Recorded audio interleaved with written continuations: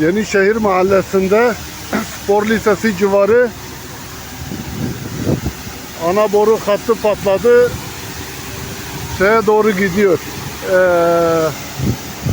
Yüksek gelirime doğru su sıçrıyor. Bu arada araçlar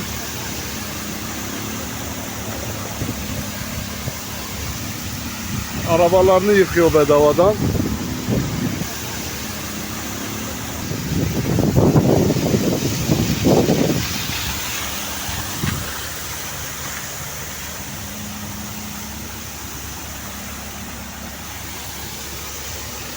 Veren kattı.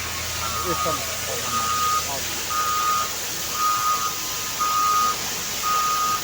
Ama kep.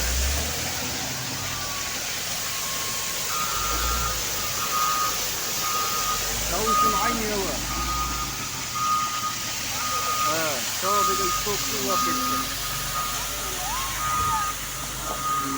Kaz gül buraya tele ki.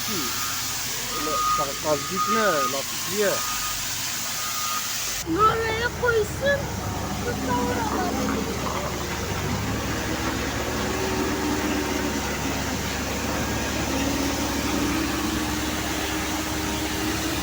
Yol açma faaliyetlerinde bulunuyordu belediye. Bu arada ana boru hattı patladı. Metrelerce yukarı gidiyor.